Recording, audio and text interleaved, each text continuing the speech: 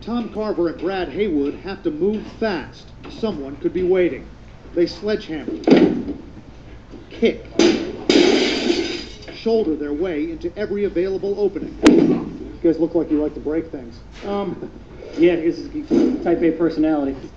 They're called technical rescue specialists with the Fairfax County, Virginia team, but they're more like stormtroopers. These guys have to barrel into the most dangerous structures after an earthquake or tsunami and look for survivors. They lower their way into unknown danger, contort into every possible opening, and ascend taller buildings that seem to be on the verge of collapse. It's one of the most treacherous jobs you can imagine.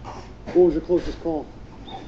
Yeah, down in Haiti, we were tunneling through a building and there was some decent aftershocks, and you know, you're in a small hole, hard way in, hard way out. So sometimes you just got to protect in place and hope for the best, and knowing your team's behind you to come get you if there is something that happens.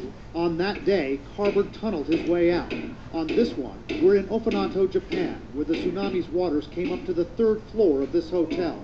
We followed this team as they navigate blocked staircases, scale walls, and squeeze through narrow cracks, knowing the floor could give way with any step, or an aftershock could bring the whole building down on us. Not only very dangerous, but kind of painstaking as well. We're going through the basement of this building, and they've got to check basically every door that's shut, that's wedged shut.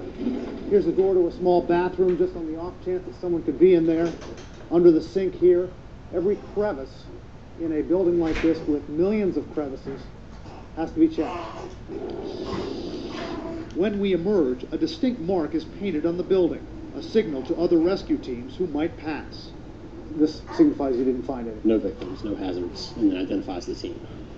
Though no one's found here, Carver thinks about what could be in the next teetering structure, and he recalls a moment in Haiti. We went to a university, and